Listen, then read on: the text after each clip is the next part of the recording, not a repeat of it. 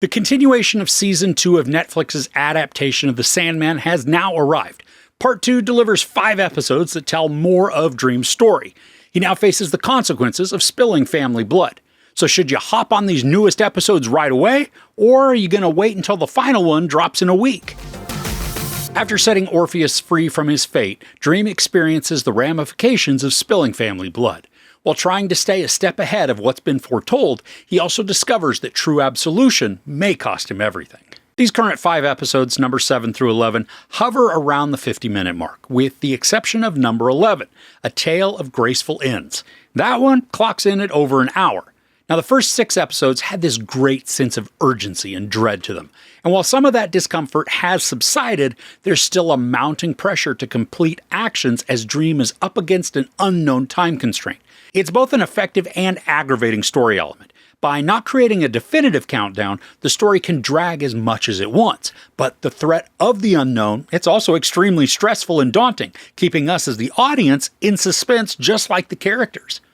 Now, as somebody who hasn't read any of the graphic novels, every action within this was somewhat surprising. I mean, it's not like the story had zero predictability to it, but I enjoyed the events as they unfolded, creating some shocking scenarios that hit hard and then created a somber mood.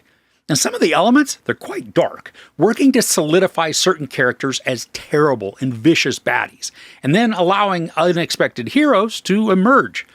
Woven throughout this season is the theme of loss, and while portions of the narrative do provide redemption or healing arcs, the loss continues throughout the 5 episodes, ratcheting up the stakes to create some painful climaxes. Even though my screening copies weren't completely finished, the graphics still looked amazing, crafting worlds and effects that enhanced the fantasy aspect while also building an environment that felt lived in and tangible.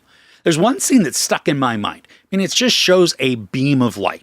And this is a beautiful image that carries so much meaning, despite the simplicity of it. The CGI also continues to be heavily used, which I think is expected, especially given the fantastical kingdoms that we travel to and then the creatures we encounter. This is especially true within the Dreaming. The creatures that guard the castle are menacing and freaky, but also contain a ton of beauty through the attention to detail within their creation.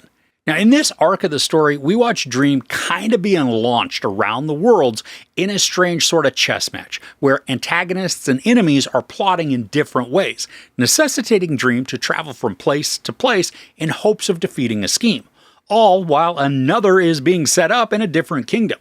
So when he goes to one place to fix something or address an issue, 2 other areas are being tweaked and arranged for his downfall.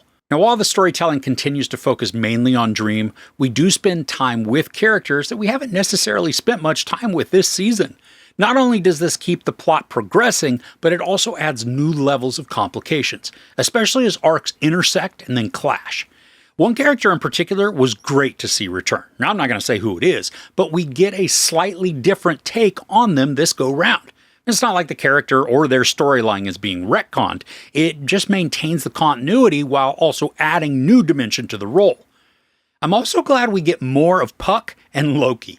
Jack Gleason and Freddie Fox create this troubling sort of dynamic, one that is endearing while also being unhealthily domineering. And because of their mischievousness, their presence builds opportunity for dark twists within the plot.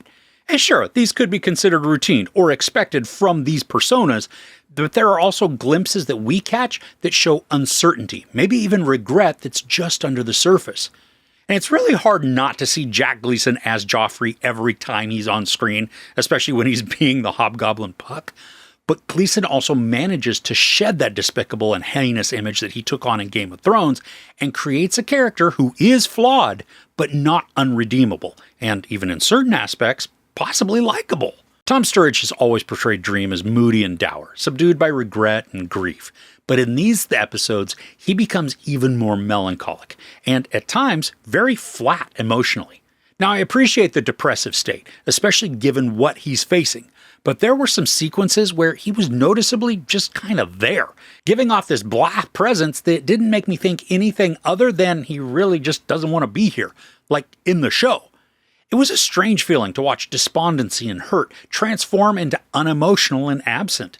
Now, this wasn't evident through all of the current episodes, but it happened enough to stand out to me. Thankfully, though, the majority of the time, despite his quiet approach, there's still a ferocity that's contained within his eyes and actions that showcase an eternal determination to finish his journey, despite the outcome Dream's destined to encounter through unavoidable fate. Now, this season continues to be strong, focusing on Dream's progression while still enchanting us through the perils and challenges of the kingdoms and characters he faces. While Tom Sturridge sometimes veers off into a flat and emotionless state, taking the character from forlorn and mournful to one that becomes wallpaper with the emotional demonstrativeness of a piece of lint, he also enthralls through the devastation and resolve that's captured within his expressive eyes. Character growth, excellent visuals, and heartbreaking story decisions all complement and build an engaging arc that's not perfect, but is captivating and binge-worthy. There is sex, brief nudity, some profanity, and some violence. Now, because there's still one episode left of the series, I'm going to hold off until I review that final one before I give a couch rating. So far, though, this has been an extremely solid season, honing its focus and attention on Dream while not neglecting the supporting characters who make him who he is. So are you enjoying this season so far? Outside of Dream, who's your favorite character? I'm still digging Delirium, but I was also enjoying what Lyda Hall brought to these episodes. Let me know yours, though, in the comments below. If you enjoyed this review, please give it a like. Also, don't forget to share and subscribe. I'm Chris. This is Movies and Munchies. Thanks for couching with me.